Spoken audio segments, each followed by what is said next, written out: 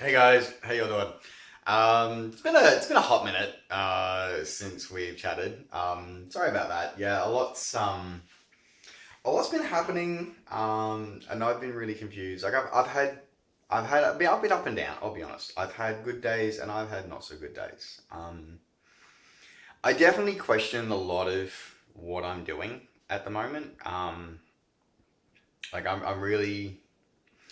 I mean, I've moved before and I've moved around and done stuff before, but it's one of those things where um, I'm really questioning my choices about doing what I'm doing at the moment. Like, I love what I do, but I guess it's a thing like trust, and it's funny. So there's like a couple things have happened lately that really made me question like trust. And I guess that's one of my problems is that I trust people. Like I was brought up that when you give your word about something, that's it. Like your word is law. Um, and the problem that I have is that I project that onto other people and to other situations, so that when I am told something, I will take that as truth. I won't ask for it in writing. I won't say that you have to tell it to me. I will just say, okay, then that's what you say. Then that's what it is. Then that's how. Then we'll work on that. And then to find that not everybody else subscribes to that, and as I said, legal minefield bullshit, and it's sort of like, well, they might have said that, but because I didn't get it in writing, then it doesn't mean shit. Um, it really has made me question what I'm doing right now, um, and it really upsets me that people I thought in positions that I thought I could trust, I can't. Um, and look, one of them was very recently, and very frustrating, and I was in two minds whether I even talk to you about this because I was ready to rage and go off my trolley about this, but I've sort of, give myself a bit of perspective for a few days and I've to come back for it. But anyway, so now I'm going to preface this by saying that for those who may not know my backstory, that I worked very closely with first responders for 3 years. Um, so I supported their radios. I made sure that their radios were working. So at 2 o'clock in the morning, when their radio stopped working, I was the one that they called to either get it working or get a replacement. Um, but not only did I do that, I also supported them by providing location services. It was part of the job. So when you call 000 or 911 or 112 or whatever the emergency number is in your country that you're watching this from, um, in a life-threatening situation, they'll use those details to be able to trace where you are. So they can, and the stuff that I saw and I would do is just, you saw some of the worst of humanity. You saw the best and you saw some of the worst of humanity, you really did. Like the number of kidnappings that I saw was just, people think that they're rarities that don't happen very often. No, they're pretty much daily. Um, or the person who is at the end of their tether and they've taken something or overdosed on something, and they're trying to find them and be able to stop them from dying. Like this, the stuff that you find, or the teenage runaway who just wants to escape abuse or whatever. It's like the stuff that I saw and I heard was just heartbreaking. It really was. So I want to preface this by saying that I am the first person to support law enforcement and first responders. I am the first person to support them because I've been there. Um, and I get it. It's tough. You see some of the worst humanity. You also see some of the best, but you see a lot of the worst. So I get that it's tough. It's hard. I get it. Um, the reason why I'm prefacing what I'm about to say next is by that is that my other problem is that over the last few years, my faith has been shaken in a lot of things that you take as truth. So you take it for granted that the police are there to help you, to protect you, and to serve you. I think it's the American police motto is to protect and serve, right? Okay, It may just be American police motto, but it's a pretty universal, attitude. The police are there to help you. They are there to protect you. They are there to keep you safe. They're there to chase the bad guys. Get the bad guys locked up and protect the rest of us. Okay. So, but the problem I have is that my experience with them, and as I said, I'll be the first person that stands up there and defends Leos, defends first responders, defends law enforcement. But my experience with them so far over the last few years has gotten steadily worse. Now, just over a year ago, just on a year ago now, actually, it's next weekend, I got hit by a car. And the initial law enforcement response was, yep, the guy hit me. He's left the scene of the accident. We'll get this evidence. No worries. We'll take care of it. Because as I'm being trusted like a chicken, it's taken to the back of it in the back of an ambulance to get seen. I've got spinal damage. They're like, yeah, no, leave it with us. We'll chase him down. We've got his registration. We've got his driver's license. Got everything. He's left the scene of the accident. We'll go hunt him down. A year on, that's still going. It took a letter to the police minister, my local member of parliament, before anything actually got done. And the official police response was, by the time they got to see him, after I wrote to the police minister and my member of parliament to get them to actually do something, was that they spoke to him 6 months later and was like, well, too much time has passed. We never got any evidence. We never got any CCTV from the gas station on the corner where I got hit. So there's no evidence, and witness statements are now so far in the past that we don't trust them. And because I couldn't provide any bike cam footage of the incident, they just said, yeah, you know what? Sorry, but nah, they didn't even do him for bloody leaving the scene of the accident in an accident. Not even that, because it was like, because he claims that he didn't know that emergency services were called, even though I'm lying bloody and broken on the ground, and at least, even my shock and dazed brain remembers 2 people distinctly saying ambulance and police have been called. But because of that, they're just like, nah, too hard to prosecute. We can't be bothered. Not doing it. So I get hit by a car because somebody thinks that his, need to get where he's going is more important than my life. He gets away scot-free. So I now have to sue him personally if I want the cost of my bike and my injuries back. So anyway, whole nother issue, but let's move on. So that experience, not too great. So, been a bit frustrated with law enforcement, and there were a couple of other instances where I've been assaulted over the years where it's just law enforcement response has just been less than expected. So anyway, fast forward to last week. So I don't really know if it's a thing many other places in the world, but in Australia it's a big thing. So there's these things called RBTs. So they're called random breath testing. Basically, there was a huge campaign a few years ago to stop drink driving. Which, if you drink and drive, you're a bloody idiot. That was the bottom part. There's the main part of the campaign, and they're right, because it's dangerous, it's not safe. Anyway, so a couple of years ago, New South Wales police and I think Victorian police started introducing random drug testing alongside random breath testing.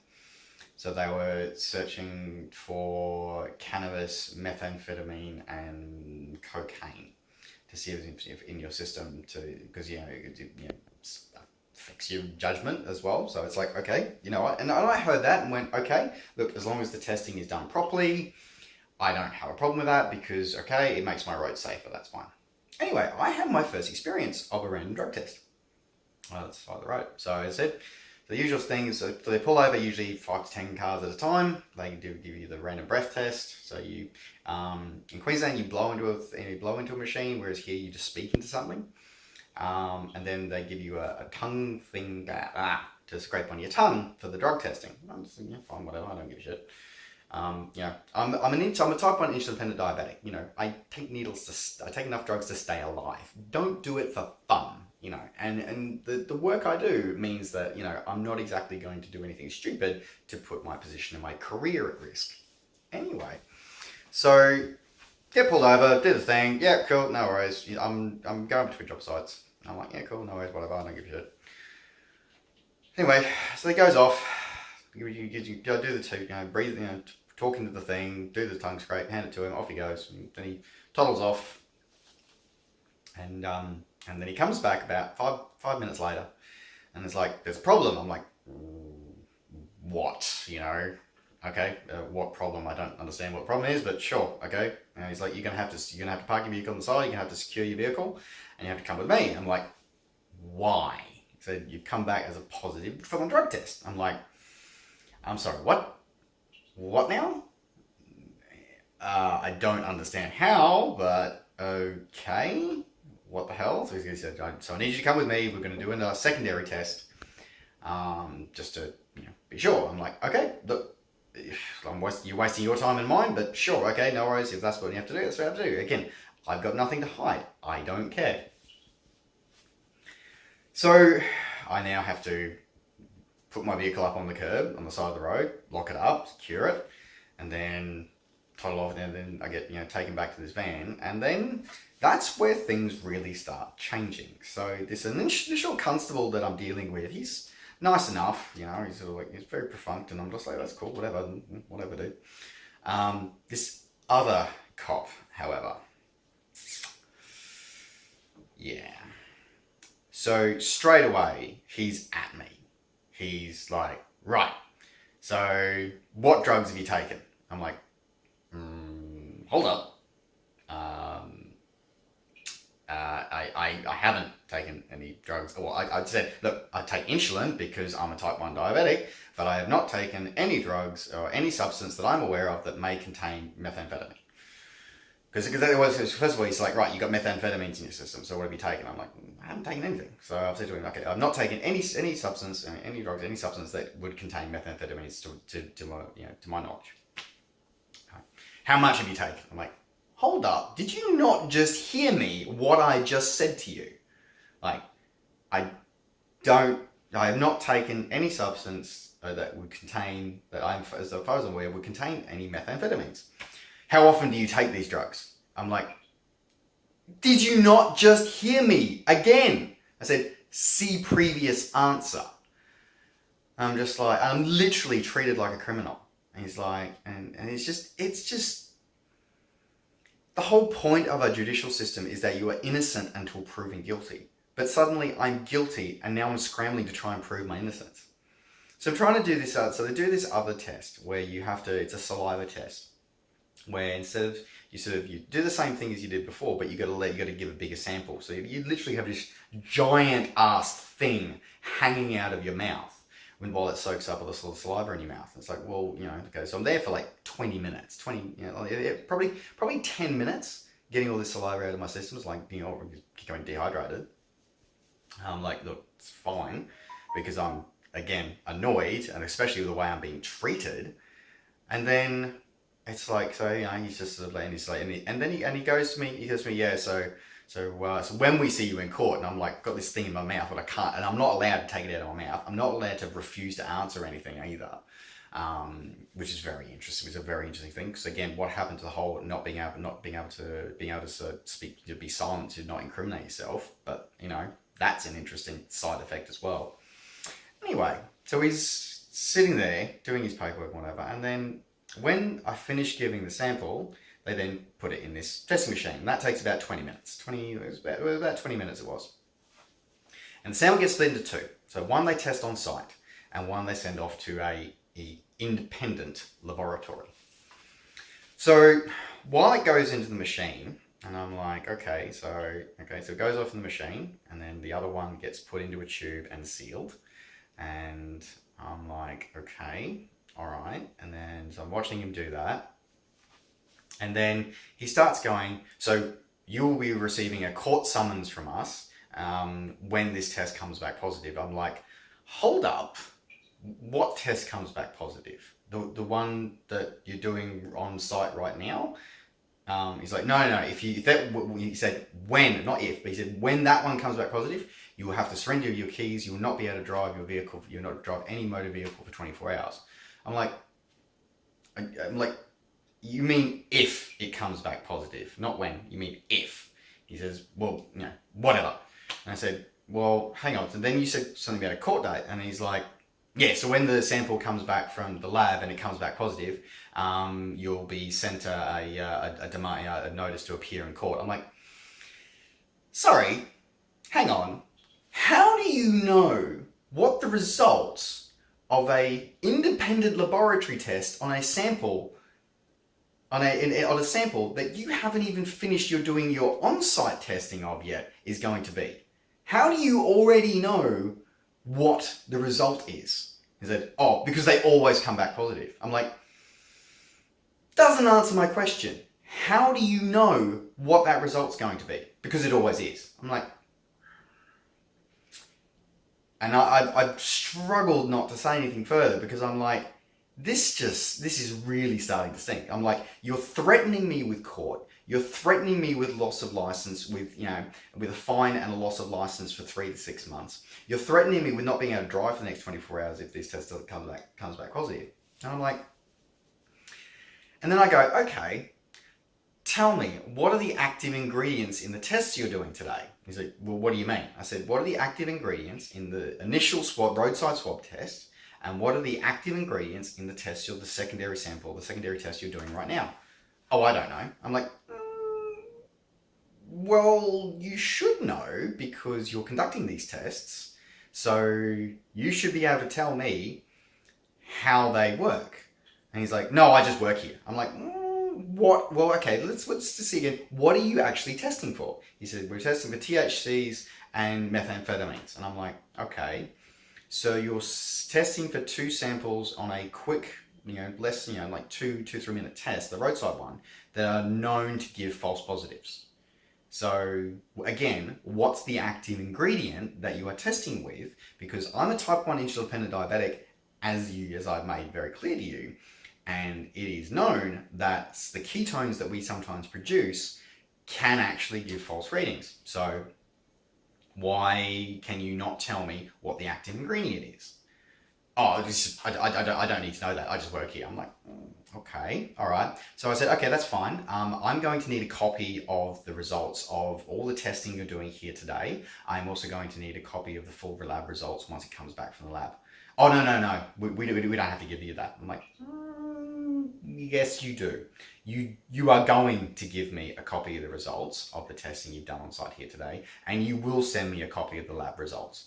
Oh, it's not up to me. I said, well, find out who it's up to, and I will be taking those results with me today, and you will be sending me those results. So while this is going on, the machine's happily churning away on the second sample, on the sample that I've given them. Okay. Anyway, so it's beeped a couple of times, and I said to him, and I'm watching the progress bar on the machine. And I'm like, okay, so how's it going? Because I'm seeing the progress has been finished. He looks over and says, oh, well, it's done. It's tested for 2 of the 3 things we test for. I said, oh yeah, okay. And what's the result so far? And he said, so it's negative on cannabis. I said, well, yeah, again, told you that. And it's negative on methamphetamines. Oh, right, so I'm clear. So the thing that I tested positive for first, so you've determined now it's a false positive. There you go. He's like, no. This isn't reliable. That's why we send the one to the lab, because that's the one where it'll show that you've got it. And I'm like, but you just said to me that the secondary test that you test for, which decides whether or not I keep driving, which is supposed to be more accurate than the roadside swab test, you just said it just cleared me. So how do you know that this substance you're sending away, again, is going to be positive when the secondary better test than the roadside swab just cleared me? Oh, because it always does. Again, it always will. It always will come back positive. Those roadside tests don't lie. I'm like, pretty sure we just proved that it just did. Just saying. He's just huffed and looked at me. And I'm like, okay. All right. And then it beeped the 3rd time and it get finished, and it proved that I didn't have cocaine in my system either. And again, I'm just like, okay, mate. And I said, right, so I want a copy of my results, please. Oh. I said, no. I said, I want the receipt. I said, the paperwork I watched you fill out has triplicate, which means one of those copies is supposed to be for me. It means I also want a copy of the results from your machine, the Drago. I also have a copy of those results on staple to it as well. And also, I'm going to recheck the seals on that lab sample that you're sending away, and I'm going to make sure that serial number matches. Because quite frankly, and I didn't say this part, but basically now my trust in the New South Wales Police Force is completely destroyed. And this is the frustrating thing part, is that in that moment I realized that I no longer trust law enforcement. And that concerns me, because that means that the people who are supposed to keep me and my family safe, that are supposed to keep the bad guys away and keep me, and I was supposed to call on emergency, I don't trust them anymore. I have zero trust or faith in their ability to do their job without prejudice. And that was a disturbing realization that I made just then. And so basically this guy's just huffed when it's come back with this, showing all clear, and said, yeah, so you're right to go now, but when that comes back positive, we'll see you in court. And I'm like, all right, mate, whatever you reckon, that's fine. You make sure you give me my copies of receipts, and I'll make sure that you get my copy of the samples. So I then, from there, I'm like, okay, what do I do now? Because again, as I said, as far as I'm concerned, I have nothing to hide. I got nothing to worry about. But from the way he's talking and the way he's speaking, I've basically gone, I don't trust them to be honest and deliver a clear result. And I'm just like, what the fuck do I do? So I've then had to go spend $150 and the next 4 hours of my life that night to be able to go to a clinic and pay for a chain of custody evidence urine analysis to go through and check to see if there's anything in my system. And I'm just like, this is just ridiculous. I shouldn't have to do this. I should be able to trust law enforcement to do their job. I should be able to trust for them to do the right thing. And yet, from the way I was treated just then, and maybe he was just having a bad day. I don't know. Maybe he's just an old bitter guy that wants to retire. I don't know. But from the way he's talking, that to me stinks of corruption. How do you know that a third-party independent laboratory test is going to come back with a preset result when your testing on site has already proved it to be a false positive? Then one of two things is either the case. Either the lab they're using is dodgy, or this roadside test, the secondary roadside test that you're doing, is useless. One of those two things is true. So yeah, I basically had to now have to go. So essentially, instead of the assumption of innocence, it's now the assumption of guilt. So I now have to prove that I'm innocent rather than have them having to prove that I'm guilty. Now, I did a bit more research after this as well, while I was getting the urinalysis done, was the fact that these tests that they use are notoriously unreliable. Not only that though, they don't actually test for levels. So when you do a breathalyzer for alcohol, so it actually measures how much is in your system. So because they can determine how much it is impairing your system, your judgment by. And there's a legal limit with which there's a legal amount that you can have in your system to be able to drive with for blood alcohol, for alcohol. So it's sort of like, okay, whereas these drugs tests, they don't determine how much you have in your system. They simply determine whether or not you've been in contact with that substance for a period of anything up to 14 or 30 days. So you may have been in contact with it at a party or somebody, or you might have kissed somebody who've got it, but that was a week ago or a few days ago. You've not taken any, but it'll be in your system, and suddenly you're on the hook for a driving charge. So it's not a test to keep the roads safer. It's a test for them. It's a virtue test. It's are you virtuous enough to not take drugs? Or, and all this bullshit. I'm just like, this is fucked.